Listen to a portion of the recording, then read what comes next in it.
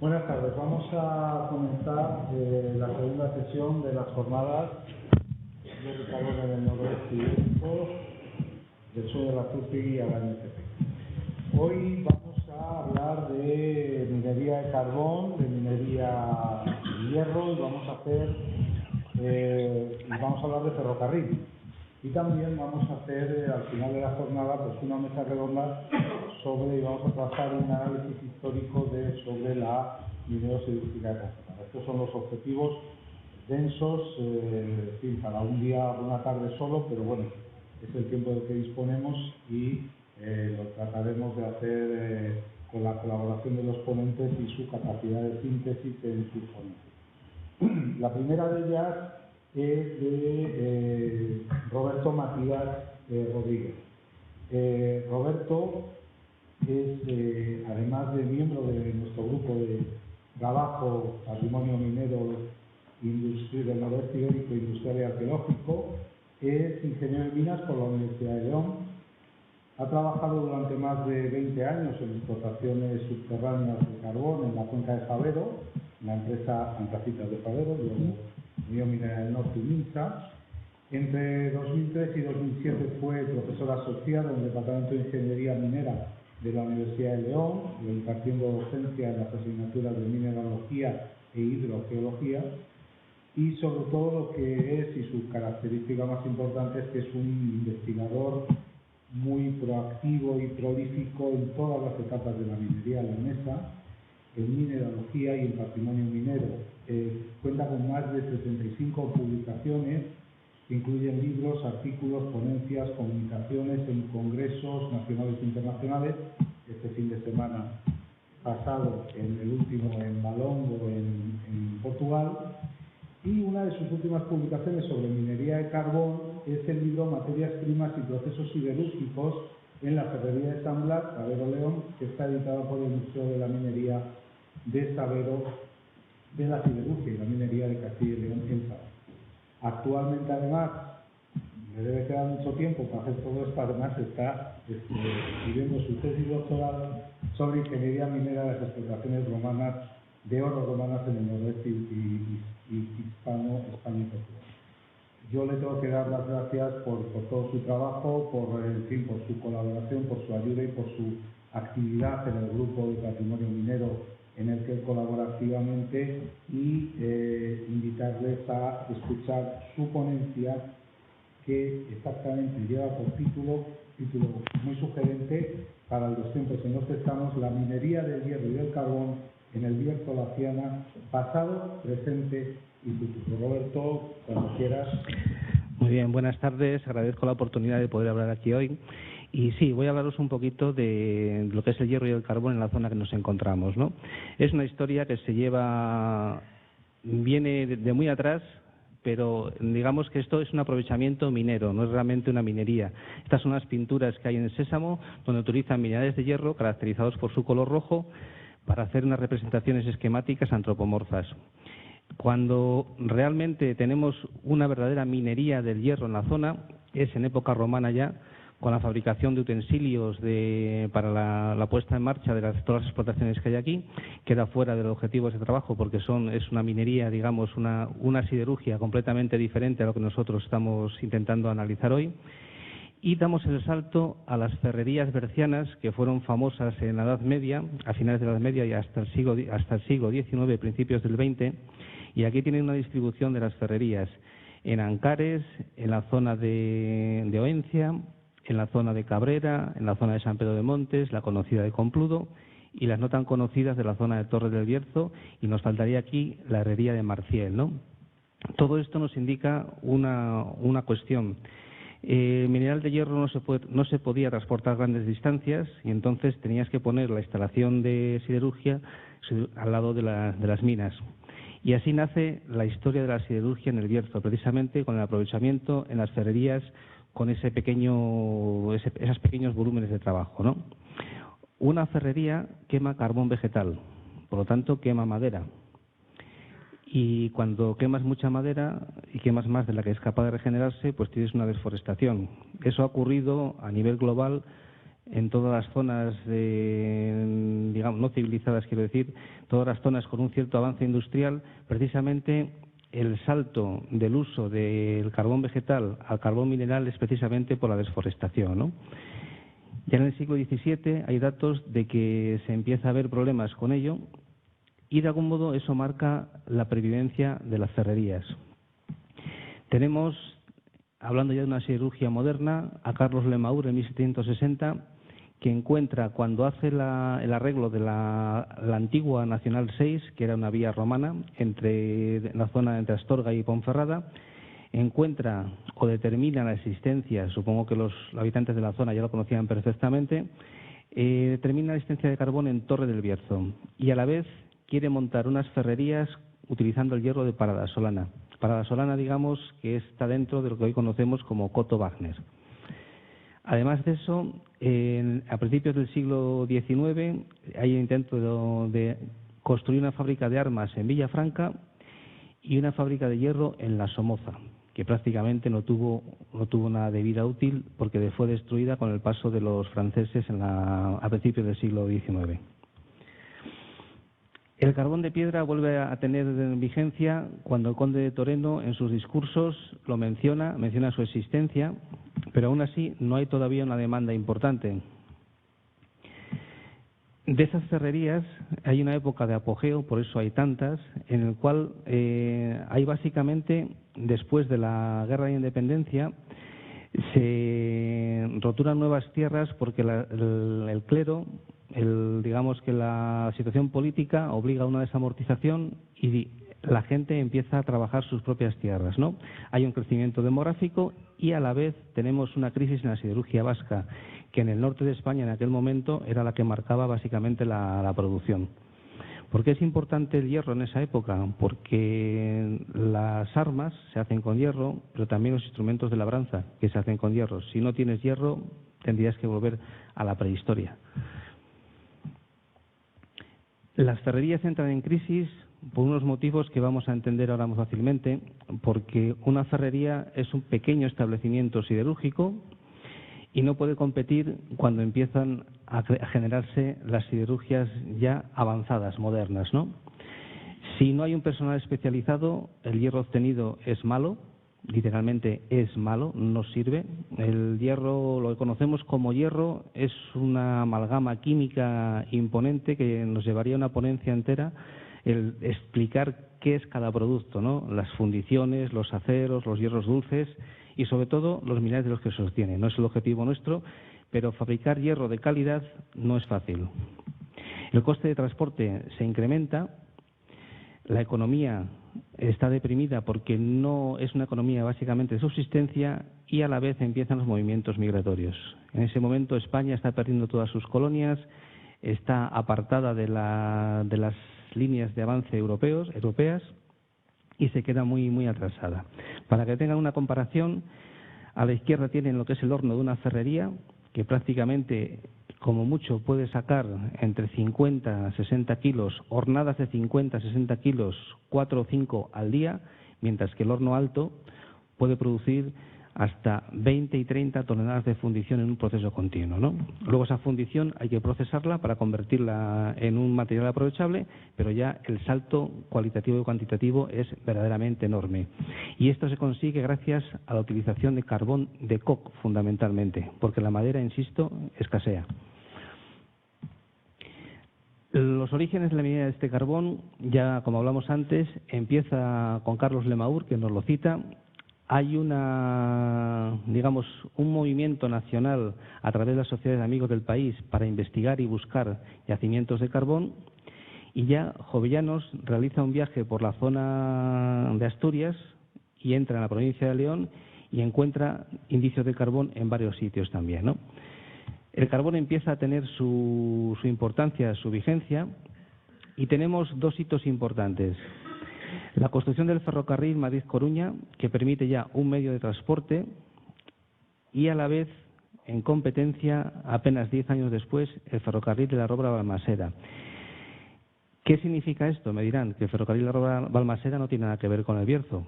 Sí lo tiene, porque este ferrocarril se construye exclusivamente para transportar el carbón de las minas de la cuenca de Sabero y la cuenca de Ciñera Matallana. Entonces, esos productos entran en competencia con el carbón berciano, de tal forma que o sube mucho el precio del carbón o es difícil transportar el carbón al ferrocarril Madrid-Coruña. Las minas de Bembibre están cerca, pero las minas de Fabero no, y las minas de Villablino menos todavía, ¿no? Entonces, ahí tenemos un frenazo importante para la producción del carbón en la zona. No obstante, a lo largo del siglo XIX hay una serie de iniciativas, de intentos. 1843 en Fabero, 1845 el director general de Minas, Joaquín Ezquerra del Valle, nos dice que el carbón de Piedra del Bierzo todavía no ha sido objeto de explotación formal. Son intentos, apenas demarcaciones de concesiones mineras, que de momento no tienen prácticamente ninguna prosperidad en el campo, ¿no? Son para producciones locales, para fraguas, cualquier tipo de cosas. Una de las primeras referencias que tenemos sobre el carbón de la zona de Fabero-Laciana es de Gasiano de Prado. Es un ingeniero de minas, la mayor figura de la ingeniería minera de España del siglo XIX, y publicó, después de un viaje por la zona de Villablino, del Bierzo, La Cabrera incluso, hizo un recorrido geológico, pertenecía a la Comisión del Mapa Geológico de España, nos avanza un poquito la magnitud de los yacimientos. Tiene un enlace la página, ahí está. Nos dice que hay terreno carbonífero de gran extensión en el puerto de Leitariegos y Villablino. Ya nos dice dónde está el carbón, que luego todo el mundo conocería, ¿no? Ángel Rubio, en su mapa del Valle de Laciana, lo menciona también y nos dice que hay pequeñas producciones para caleros. El carbón se puede utilizar fácilmente para convertir la roca caliza en cal y hacer construcción, para fraguas y cualquier uso doméstico que imaginemos. ¿Por qué no se explota el carbón en Laciana y por extensión en Fabero? Pues, al igual que el hierro tiene una amalgama de composiciones químicas muy diferentes, hablando de material de hierro, los carbones también. Y este carbón es antracita. La antracita quema mal, requiere un tiro un poquito más forzado que la hulla. La antracita no vale para fabricar gas de alumbrado, que era uno de los componentes importantes de la extracción de carbón. La antracita no coquiza. Si no se coquiza la antracita, es muy difícil utilizarla en una siderurgia. Y, por supuesto, la falta de comunicaciones, que van asociadas también a la falta de capitales de inversión. A principios del siglo XX ya empieza a coger ebullición la zona, porque está virgen, está prácticamente sin tocar, y en este informe se define ya lo que es las minas Wagner, donde está implicado también Lazurtegui, Julio de Lazurtegui, que ayer se comentó varias cosas de él, y establece un sistema de comunicaciones en parte para dar salida a los productos en bruto y en parte para crear una siderurgia, una industria siderurgia, no para transformar el hierro o la fundición aquí, sino para exportar ese material, ¿no? Fundamentalmente comunicaría Ponferrada con Villablino por un ferrocarril y a la vez establece un abanico de posibilidades para llevar esos productos a la costa. En 1906, José María Revilla nos hace una revisión de toda la minería de la provincia, nos dice que la cuenca de Fabero está inactiva y que en Laciana hay explotaciones de rapiña sin importancia y la cuenca está virgen. Y nos propone ya firmemente la conexión con el ferrocarril del norte de Ponferrada, analizando los costes que tendría ese ferrocarril, comparándolos precisamente con el que se hizo la Robla-Balmaseda. Pasan unos años y entra, digamos, en la gran etapa de la minería del carbón mundial, fundamentalmente por los precios que alcanza el material al no producir carbón ni las minas belgas ni la mayor parte de las minas francesas y, por supuesto, las minas inglesas. El carbón sube de precio, alcanza unos precios grandes y se desarrolla ya un gran proyecto minero, especialmente en la zona de Villablino, fundamentalmente para bajar ese carbón, ponerlo en un ferrocarril y llevarlo a la venta a los puertos. De esta etapa también es la inmensa leyenda negra que muchos habrán podido ver en algunos sitios diciendo que el carbón español es malo. textualmente, es malo, ¿no? ¿Por qué era malo el carbón español? Que no lo es, ni mucho menos.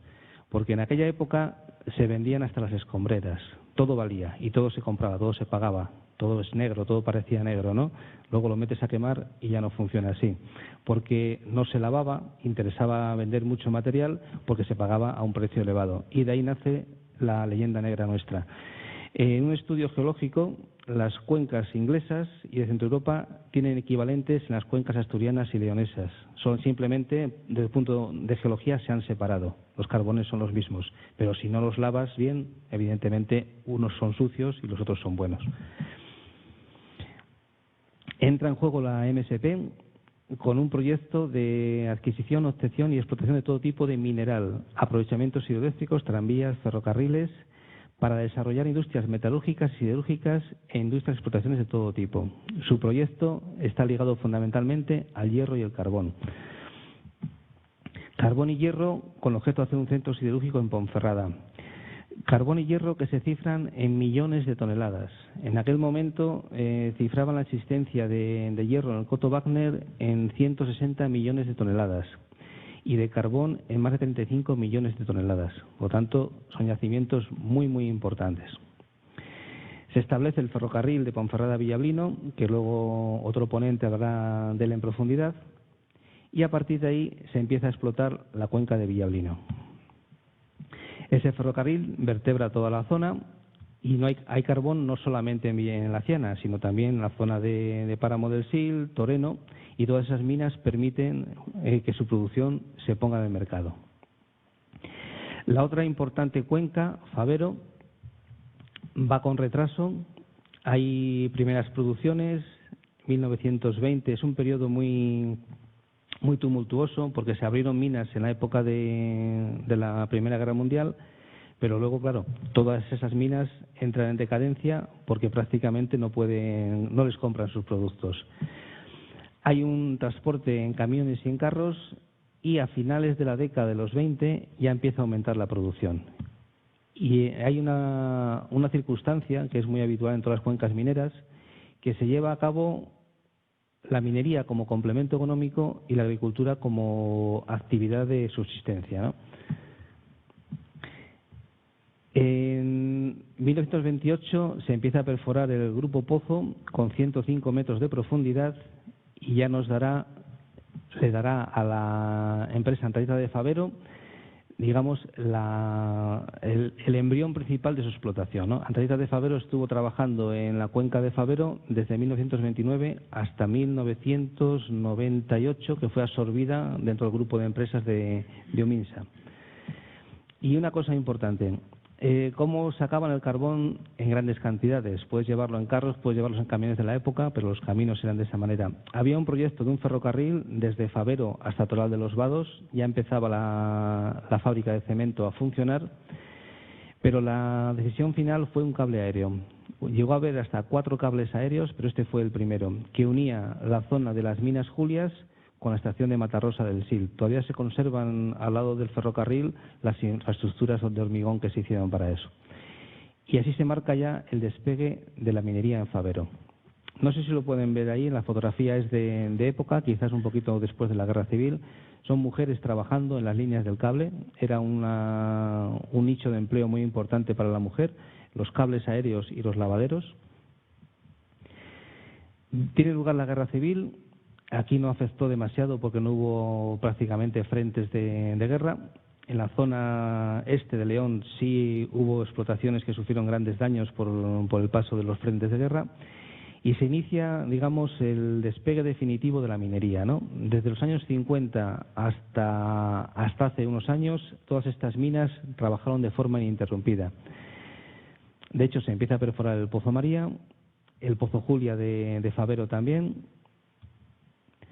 Instalaciones modernas, equipamiento moderno, empieza el periodo de autarquía de España y empieza a producirse carbón por todos los sitios. Carbón de antracita, fundamentalmente, el de estas cuencas abasteció a las calefacciones de Madrid durante decenios. Al principio era una minería muy, muy sencilla, prácticamente no mecanizada. Fíjense, son fotografías de época de los años 50, no llevan casco, no llevan guantes. Donde hay martillo hay suerte. El martillo de picar es una modernización. La escala de la mecanización es muy curiosa, ¿no? Porque cuando estás trabajando con una pica se considera mecanización tener un martillo de picar. Cuando estás con un martillo de picar se considera mecanización tener un transporte interno de un Panzer, por ejemplo, ¿no? Y cuando tienes un Panzer se considera mecanización tener una rozadora o un cepillo. Son conceptos que vamos a ver ahora un poquito. La minería no se ha ganado, los sueldos de la minería han sido muy bajos hasta finales de la década de los 80. Ese mito de que el minero gana mucho dinero es un mito moderno, absolutamente moderno. Y bueno, los cables aéreos se construyen, los 4 que les decía. Esta torre se conserva actualmente, tiene cerca de 42 metros de altura. Y yo tuve un trabajador en la mina que de joven se subía aquí arriba por esta escalera y engrasaba las ruedas, las poleas por donde pasaba el cable, sin arnés de seguridad, sin ningún tipo de sujeción. A mí solo de pensarlos se me ponen los pelos de punta. Vive todavía, vive todavía. Bueno, esto fue una época, digamos, gloriosa de la minería. Se desarrollaron grandes complejos habitacionales. Actualmente este complejo no existe porque el cielo abierto de Fabero ha explotado todo el carbón que había por debajo de eso. Y se establecen los cargaderos de carbón en la línea de la MSP. Claro, imagínense, pues cuando la MSP producía mucho carbón, no le daban vagones para cargar antracitas de Fabero, una guerra que siempre hubo, ¿no? Pero al establecer ahí un lavadero y poder apilar el carbón, pues no había problemas, en algún momento salía ese carbón para ahí. Finalmente, en Ponferrada se conservan unos cargaderos de carbón directamente al ferrocarril de Renfe, se conservan las tolvas todavía, que son de antracita de Fabero. Y a partir de los años 60, aquí se produce una mecanización importantísima que curiosamente no se encuentra en la bibliografía de la minería. Es algo que por ejemplo, en Fabero se monta el primer cepillo que se montó en España y no está recogido en ningún trabajo de la época ni en las estadísticas mineras ni nada. Es como si no le dieran importancia al tema. Quiero decir que la imagen que tenemos del minero picando en un lugar angosto y estrecho, en Fabero en los años 60 mediados se olvidaron por completo de ello. Todo se sacaba con cepillos. Esta es una mina, es Minas de Sorbeda, en la última en la que trabajé. Y bueno, es una explotación como se hacía antiguamente, ¿no? Un tajo de picadores con sostenimiento de madera y avanzando directamente. Esto es la estampa clásica que tenemos de la minería. Esto sería el inicio de mecanización que les comentaba, un transporte mecanizado por Panzer, sostenimiento ya con mampostas hidráulicas, pero entra la mecanización. ¿Qué conseguimos con la mecanización? Pues más rendimiento. ¿Qué ocurre? Hay que invertir dinero. Por eso muchas veces la mina no es como un grifo, ¿no? Puedes abrirlo y cerrarlo. No, la mina tienes que tener un periodo, una serie de procesos y demás.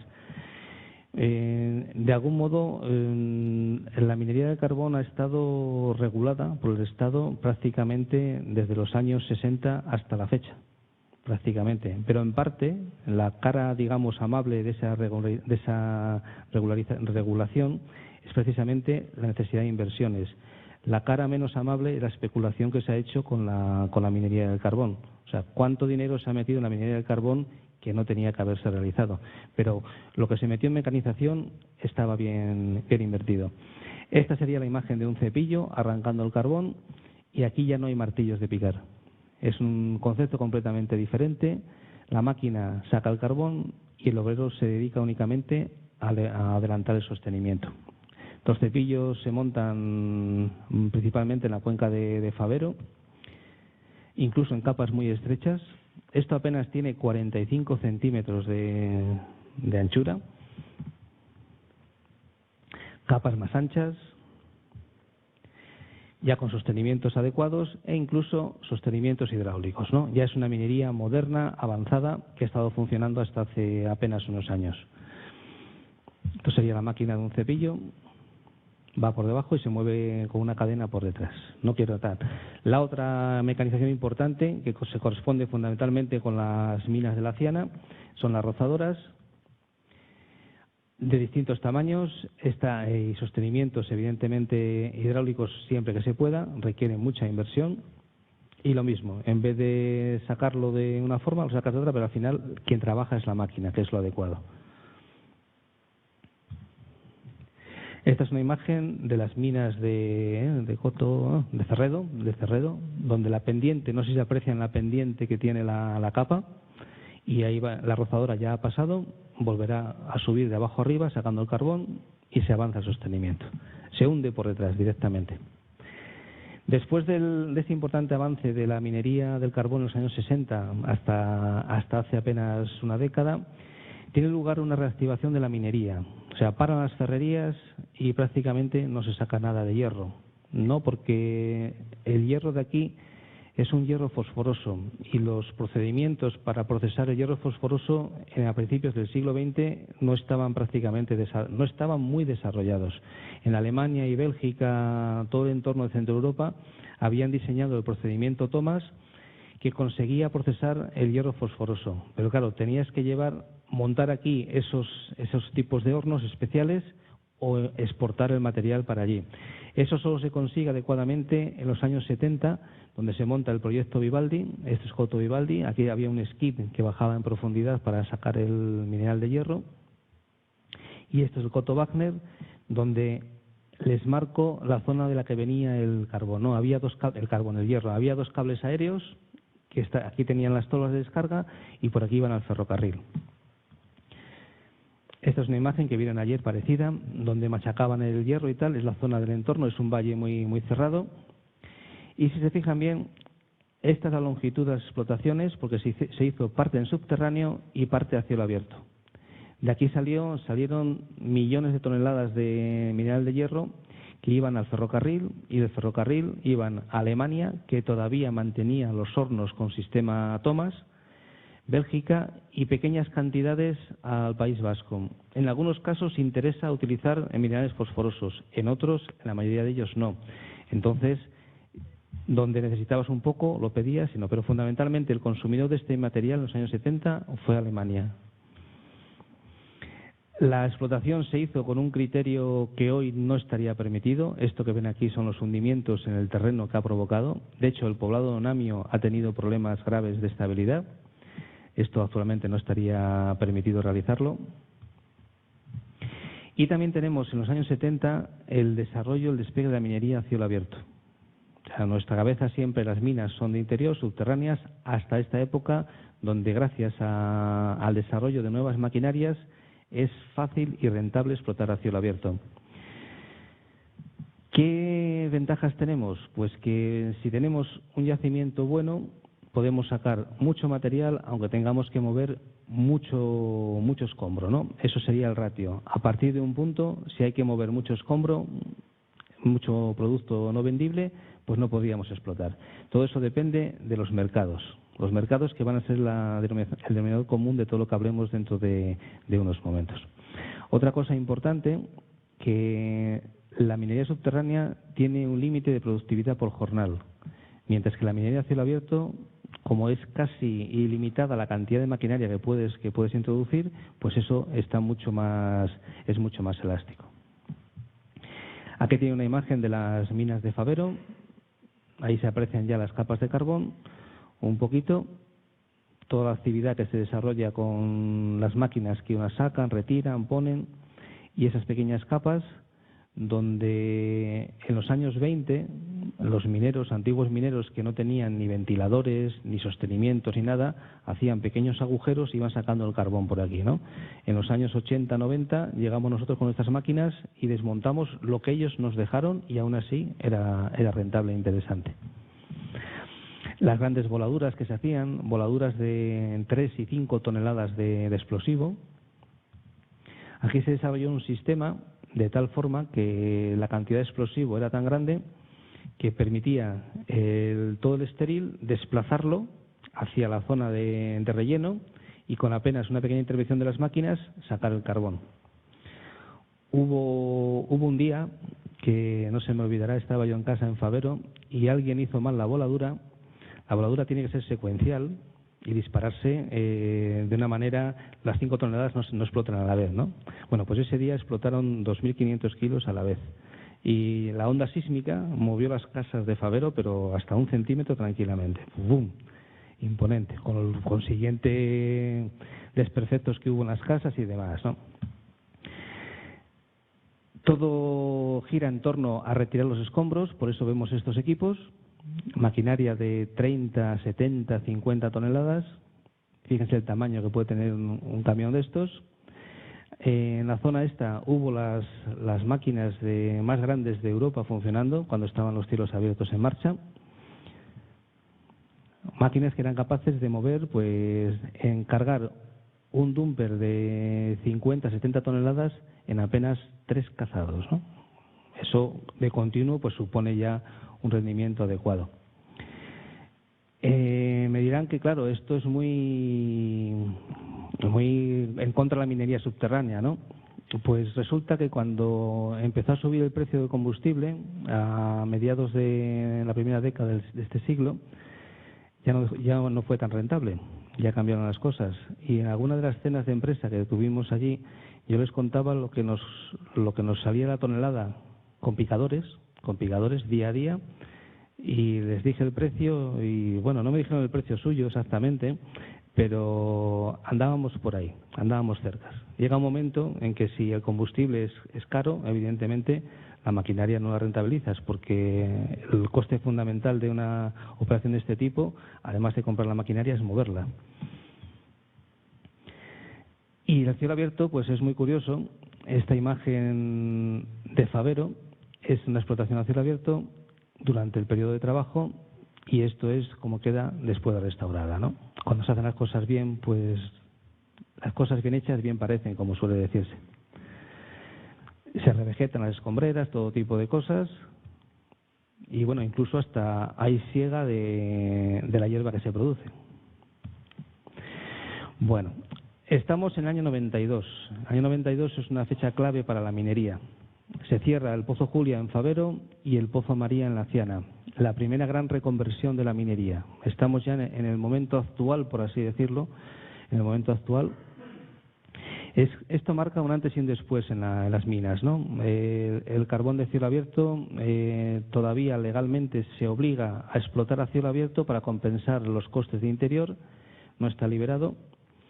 Y durante un periodo de 18-20 años, pues hay una serie de cambios que llevaría una ponencia entera a explicarlos, donde empiezan las prejubilaciones de la minería del carbón, todo ese tipo de que tan mala, digamos, prensa en algunos momentos ha tenido por el mal uso que se ha hecho del tema.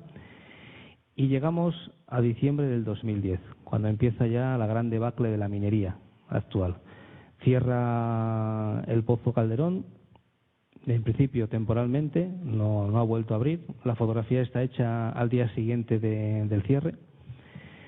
Y a partir de ahí pues ha habido un proceso en el cual de los cielos abiertos han parado.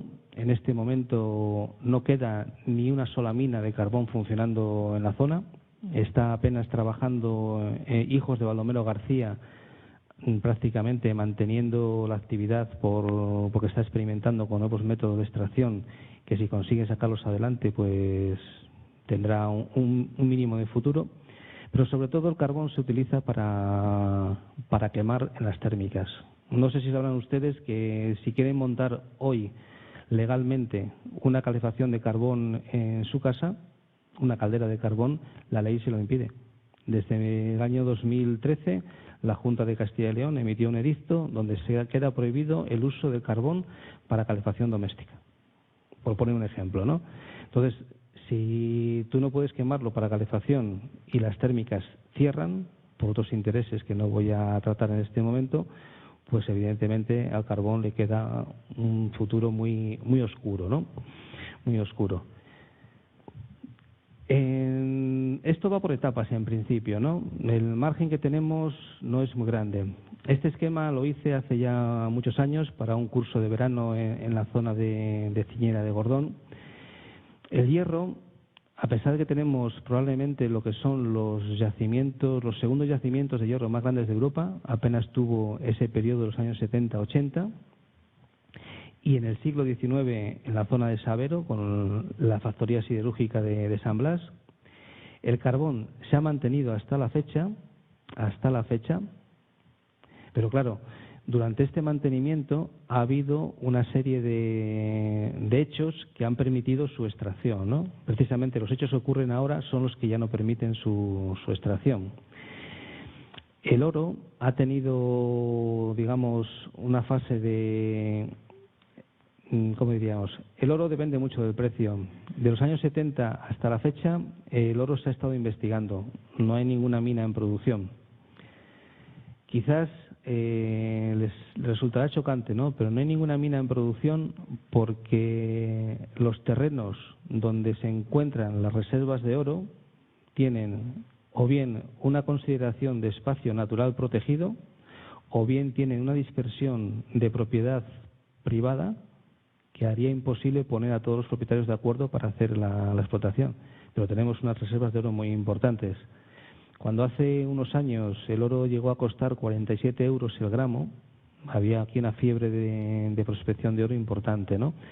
Intentando ver si había más zonas donde no ocurriese eso. El plomo zinc tuvo también un periodo, el 70-80, la mina de Toral de los Vados. Recientemente en la prensa habrán oído que vuelve, digamos, a tener cierto interés, ¿no? ¿Por qué tiene cierto interés? Pues por las baterías de los vehículos, que una parte importante es el plomo. Cobre-cobalto perdió su vigencia en una época a partir prácticamente cuando después de la Guerra Civil Española había una factoría imponente preparada para la producción esta y se perdió ese proyecto. Actualmente, asociado al cobre y el cobalto, hay oro y se está investigando. El wolframio vuelve otra vez a ser un producto de interés. Se activó durante la Segunda Guerra Mundial, después cuando la Guerra de Corea y la Guerra de Vietnam también, y ahora está en investigación. Está todo ahí, está todo vibrante, está todo pendiente de la situación económica del momento. El antimonio aquí no está por la zona de León, el flúor también, mercurio lo mismo. Mercurio, para que tengan en cuenta una cosa, España es el país más importante, que tiene las reservas de mercurio más importantes del mundo. La Comunidad Económica Europea impide la explotación de cualquier yacimiento de mercurio en su territorio desde el año 2007 y tenemos las mayores reservas mundiales.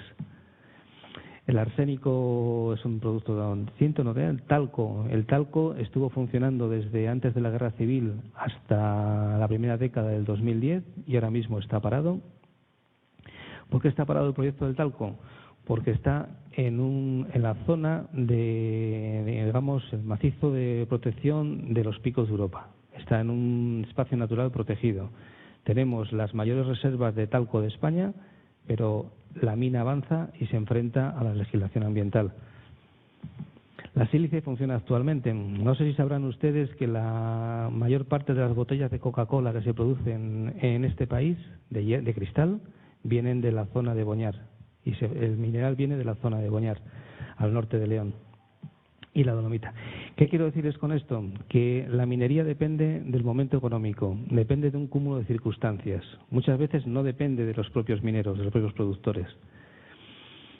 En el hierro, si se fijan en este esquema, las exportaciones son básicamente Brasil y Australia, un poco Estados Unidos, Canadá, y los consumidores son China, por supuesto, y Europa en alguna pequeña cantidad, ¿no?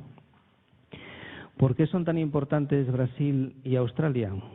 Porque las minas están en zonas muy despobladas. Si hoy quisiéramos montar una mina de la escala como la que van a ver ahora de Australia en Europa, prácticamente no tenemos espacio para ello, no hay espacio. La población no es tan dispersa. Hoy por hoy el mineral de hierro está a unos 70-80 dólares la tonelada, que es un valor interesante. De hecho, hay un proyecto pequeño de relavado de escombreras de la zona de Coto Wagner que, bueno, anima un poco, ¿no? Anima un poco a pensar. Pero fíjense aquí, en esta mina de hierro de Australia, que va a ser la más grande del mundo, pretenden obtener 80 millones de toneladas anuales. con un periodo de 25 años.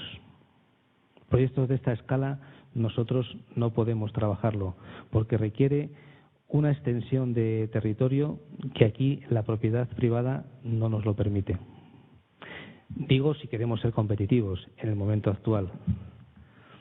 En el carbón, en Australia también, lo que va a ser la mayor extracción de carbón del mundo, que va a empezar con casi 30 millones y va a terminar con 60 millones de toneladas anuales.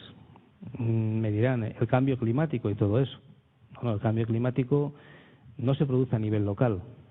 No porque nosotros dejemos de usar el coche o nuestro vecino le digamos no uses el coche que vas a cambiar el clima. No.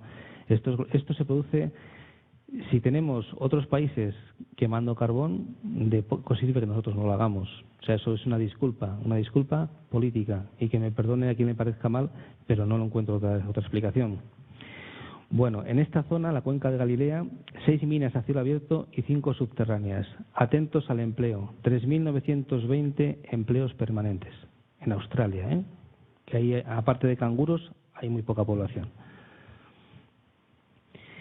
Y aquí tenemos ya pues hacia dónde avanzamos definitivamente, ¿no? No sé si se fijan en este camión que le falta la cabina. Maquinaria autónoma. Estamos llegando a unos extremos, a unas cosas donde los avances más importantes que se producen en la sociedad se están trasladando al sector minero. La minería deja de ser aquella pequeña empresa que había 4 señores que abrían un agujero y sacaban un carbón y demás. Estamos en un momento en que dependemos absolutamente de los mercados, de la tecnología, porque el transporte del carbón permitió su utilización, el abaratamiento del transporte de carbón. Y ahora precisamente el abaratamiento de ese transporte impide que lo podamos explotar nosotros de algún modo. Si en unos años cambian las circunstancias mundiales, hay una crisis del petróleo. Yo no viví por edad la crisis del petróleo del año 70, pero recuerdo que los salarios tuvieron que duplicarse para afrontar el coste repercutido al coste de la vida que ocurrió en ese momento. Ustedes algunos lo debieron de vivir. En el año 70 prácticamente fue una especie de colapso económico, ¿no?, que solo se pudo salvar haciendo pues un esfuerzo muy muy importante que nosotros de algún modo todavía no hemos visto. Mañana puede haber una guerra de unas dimensiones, nadie lo quiera, que puede ser bastante problemática. Los cauces de transporte se pueden cambiar, puede ser caro transportar, entonces tenemos nuestros recursos aquí y podremos hacerlo. Si al corto plazo, si las térmicas cierran definitivamente, es muy difícil que se explote el carbón, muy difícil, pero la energía se sigue necesitando y de algún sitio tiene que sacarse. Entonces, el montar un proyecto de una central térmica con carbón de hoy para mañana no es fácil, pero las reservas de carbón son importantes. Entonces, puede ser muy interesante el retomar esos proyectos que ahora mismo están ya prácticamente con la fecha de cierre, y es viable continuar una explotación durante prácticamente 20, 40 años, carbón, tranquilamente. En la cuenca Fabero-Sil se producían en la primera década del siglo XXI cerca de 4,5 millones de toneladas de carbón. En Fabero quedaron sin explotar, directamente preparadas para acceder, subterráneas, 20 millones de toneladas de carbón. Reservas seguras, más luego lo que se puede continuar investigando. Los yacimientos no están agotados, simplemente el mercado tiene que permitir su explotación. Y nada más, con esto, muchas gracias por su atención.